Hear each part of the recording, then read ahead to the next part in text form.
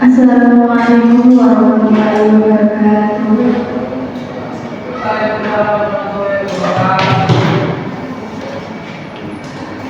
Di sini kami dari kelompok 3 akan mempresentasikan tentang profesional standar di Indonesia.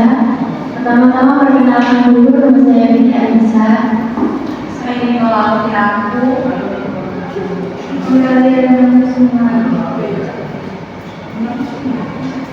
Yang pertama yaitu kami akan mempresentasikan tentang materi profesional standar di Indonesia.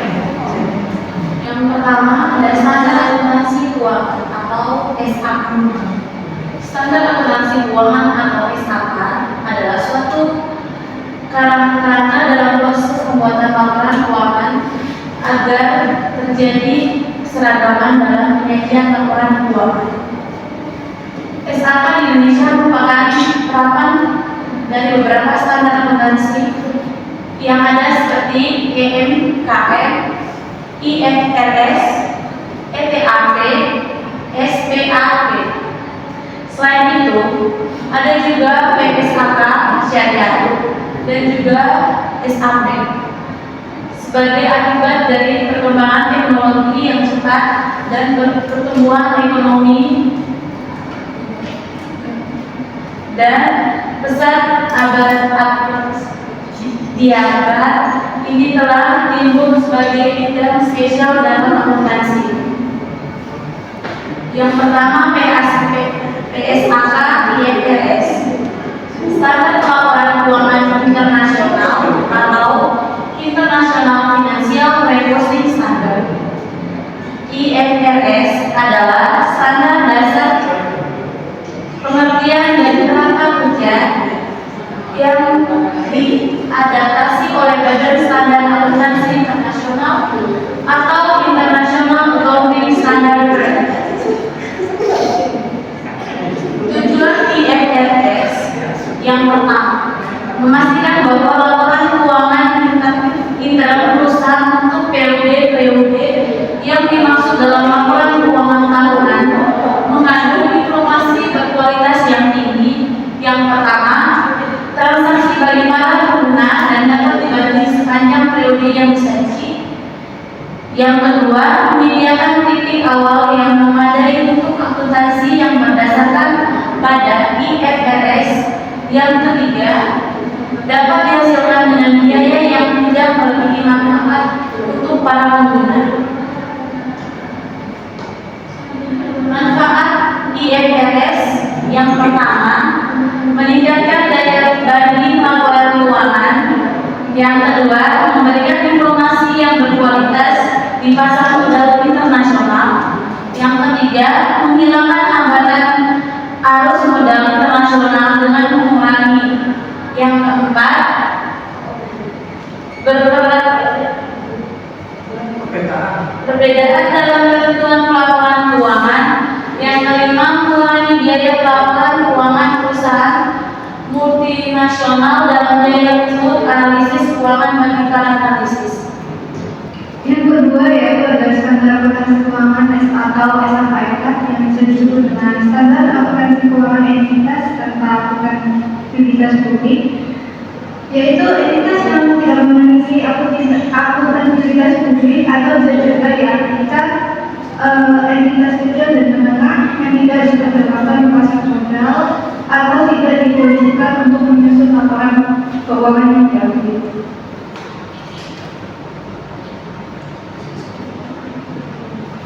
Selanjutnya yaitu ada SAK yang menggunakan acuan IFRS for Small Medium Enterprises yang lebih sederhana antara lain ada yang pertama ada aset tetap tidak berwujud menggunakan dana peroleh. Yang kedua ada entitas sana tidak dikonsolidasi tetapi sebagai investasi dalam periode entitas. Yang ketiga mengacu pada akuntansi yang saat ini digunakan. Yang keempat ada laporan keuangan sesuai SAK yang memiliki informasi mengenai posisi keuangan, kinerja, dan arus likuiditas pengguna bagi pengguna luas. Di sini ada standar akuntansi keuangan yaitu standar akuntansi EMKM. SAK EMKM merupakan standar akuntansi yang ditujukan untuk memenuhi kebutuhan laporan keuangan entitas mikro kecil dan menengah. Laporan keuangan entitas terdiri dari laporan posisi keuangan, laporan rugi dan catatan atas laporan keuangan. Ciri-ciri UMKM yang pertama adalah manajemen berdiri sendiri, modal disediakan sendiri, yang ketiga daerah pemasarannya lokal, yang keempat aset perusahaannya kecil, yang kelima jumlah karyawannya diperkerjakan terbatas. Kriteria UMKM yang pertama, kriteria usaha mikro adalah usaha mikro ini memiliki kekayaan yang sifatnya 10 juta rupiah, tidak termasuk tanah dan bangunan, tempat usaha atau memiliki hasil penjualan tahunan paling banyak 300 juta rupiah. Yang kedua ada kriteria usaha kecil. Usaha kecil memiliki kekayaan isi lebih dari 50 juta rupiah sampai dengan paling banyak 500 juta rupiah, tidak termasuk tanah dan bangunan, tempat usaha memiliki dari 300 juta rupiah sampai dengan paling banyak dari 500 setengah miliar rupiah. Yang ketiga, kriteria usaha menengah adalah usaha yang memiliki kekayaan bersih lebih dari 500 juta rupiah sampai dengan paling banyak 10 miliar rupiah, tidak termasuk tanah dan bangunan, tempat usaha atau memiliki hasil penjualan tahunan lebih dari 2.500.000 rupiah sampai dengan paling banyak 50 miliar rupiah. Terakhir ada standar akuntansi keuangan yaitu SAP, yang artinya itu prinsip-prinsip akuntansi yang diterapkan dalam menyusun dan menyajikan laporan keuangan pemerintah yang terdiri dari atas laporan keuangan pemerintah pusat yaitu ada LKPP dan laporan keuangan pemerintah daerah yaitu LKPP. Isi dari PP 71 tahun 2010 yaitu tentang kerangka konsep akuntansi pemerintahan. PSAP 1 menjelaskan tentang penyajian laporan keuangan, PSAP 2 laporan realisasi anggaran berbasis kas, 3 laporan arus kas, catatan atas laporan keuangan, akuntansi persediaan, akuntansi investasi, aset tetap, konstruksi dalam pekerjaan, akuntansi kewajiban, koreksi pelaksanaan, perubahan kebijakan akuntansi, perubahan estimasi akuntansi dan operasi yang tidak dilanjutkan, laporan keuangan konsolidasi dan laporan operasional.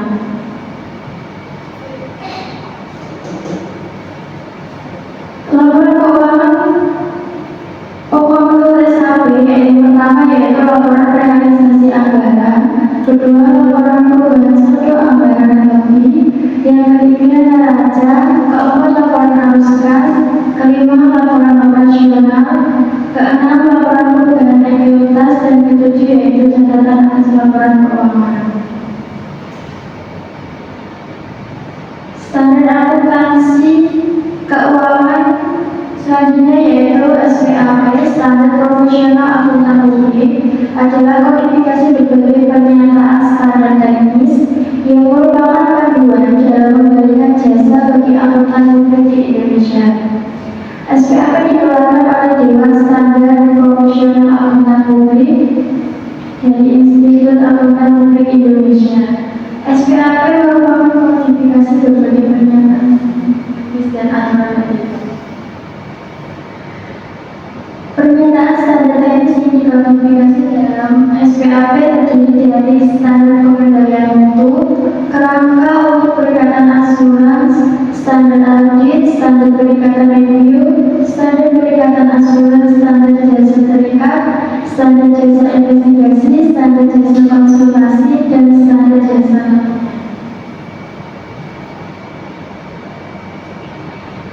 Standar yang terakhir yaitu standar akuntansi keuangan syariah. Standar akuntansi keuangan syariah adalah pernyataan standar akuntansi keuangan yang ditujukan untuk entitas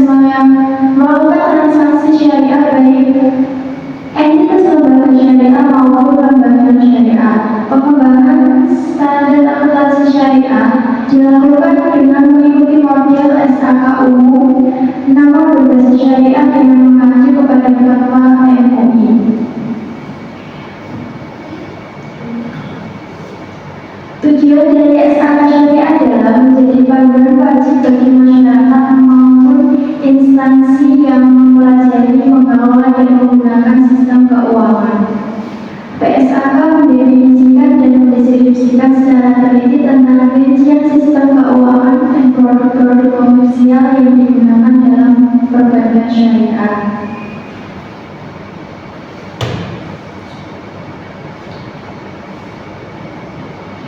SMK syariah ini terdiri dari PSAK 101 sampai dengan PSAK 110. Yang pertama yaitu PSAK 101 tentang penyajian laporan keuangan syariah. Yang kedua yaitu PSAK 102 tentang akuntansi murabah. Murabah adalah akad jual beli di mana penjual dan pembeli saling mengetahui tentang harga dan juga margin yang telah ditentukan.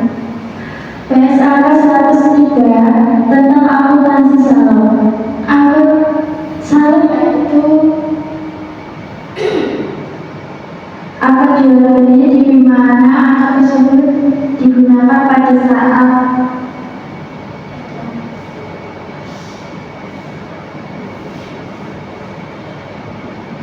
jual beli di mana pemesanan dilakukan pembayaran di awal. Yang keempat yaitu PSAK 104 tentang akuntansi istisna. Akuntansi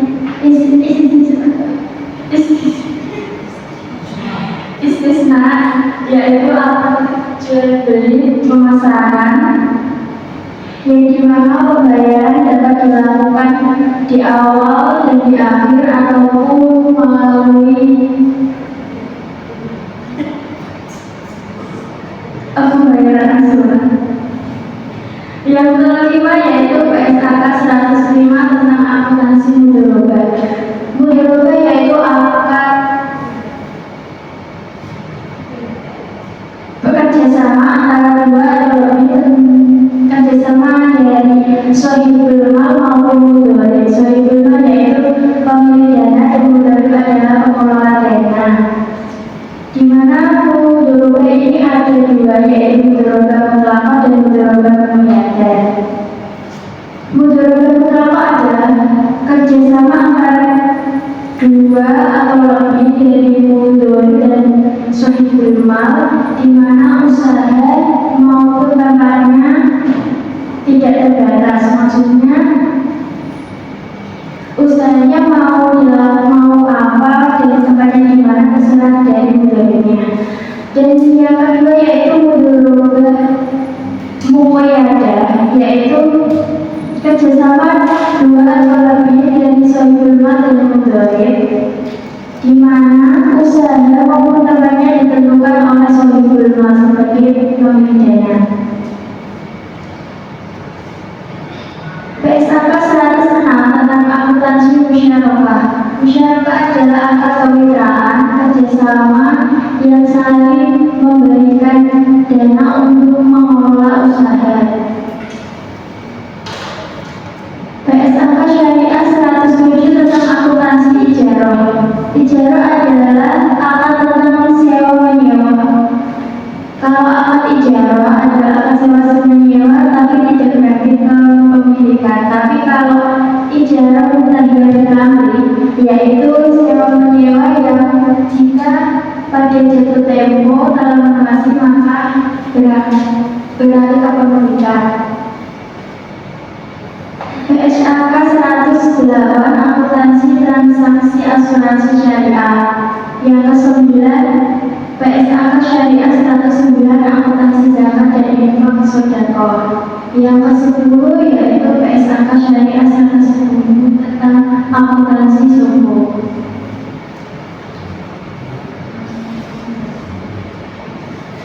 Laporan keuangan entitas syariah yang terdiri dari yang pertama neraca, kedua laporan laba rugi, yang ketiga laporan arus kas, keempat laporan perubahan ekuitas, kelima laporan sumber dana penggunaan dan zakat, yang selanjutnya yaitu laporan sumber dan penggunaan dana kewajiban, yang terakhir yaitu catatan atas laporan keuangan.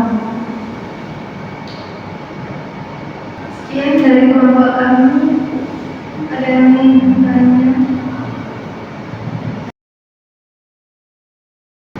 Saya akan menjawab pertanyaan dari tersangka. Ada pembahasan PSAK syariah dalam negara. PPS atau syariah. Jadi jawabannya itu penerapan akuntansi syariah.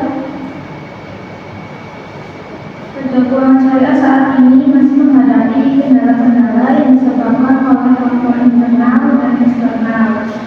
Faktor eksternal berupa struktur teori syariah yang masih dalam tahapan wacana dan regulasi sistem informasi. Sedangkan dari faktor internal meliputi yang pertama minimnya sumber daya manusia yang ahli akuntansi syariah. Yang kedua, prinsip bagi hasil memerlukan kejujuran dari nasabah maupun pengelola bank. Yang ketiga, sistem pengawasan dari Dewan Pengawas Syariah yang belum optimal. Dan yang keempat, pemanfaatan teknologi informasi yang belum optimal. Sudah.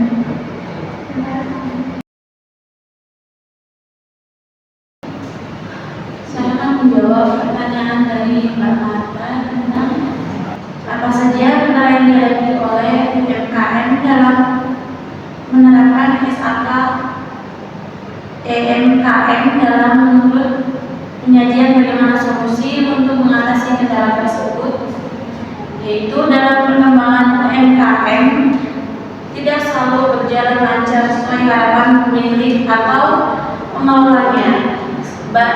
Banyak hambatan dan rintangan yang dihadapi, di antaranya dalam hal perizinan, sumber daya manusia, promosi, dan pembiayaan.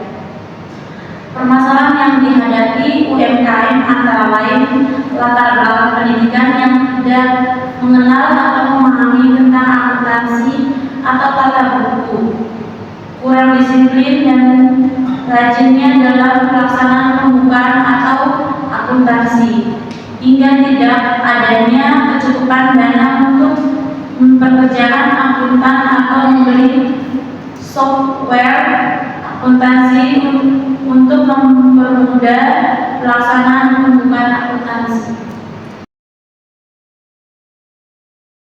Saya akan menjawab pertanyaan dari Mbak Hilda. Apakah entitas yang menerapkan SAK EMKM bisa mengubah standar yang digunakan menjadi SAK ETAP atau EP atau SAK UM? Berdasarkan kerangka standar laporan keuangan Indonesia, entitas dapat melakukan perpindahan naik gelar SAK, yakni SAK EMKM ke SAK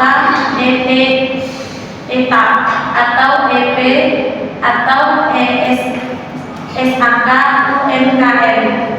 Entitas yang sebelumnya menggunakan SAK EMKM kemungkinan menerapkan SAK ETAP atau EP atau SAK umum.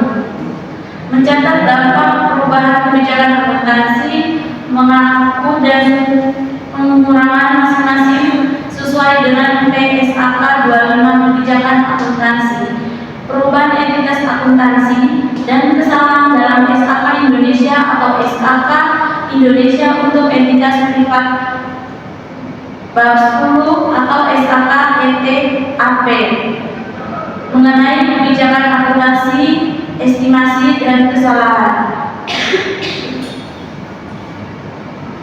Bagaimana Mbak Hilda?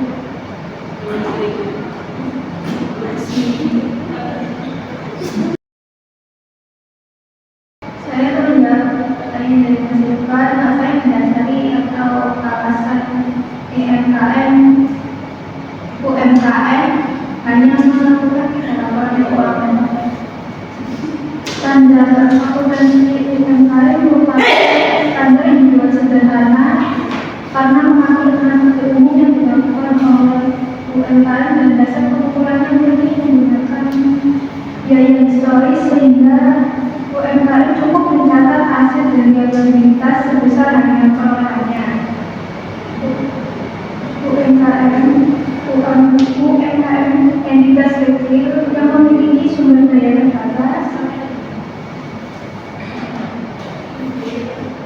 sehingga hanya menerapkan SAK EMKM. Sekian dari kelompok kami. Mohon maaf kalau ada salah kata. Assalamualaikum warahmatullahi wabarakatuh.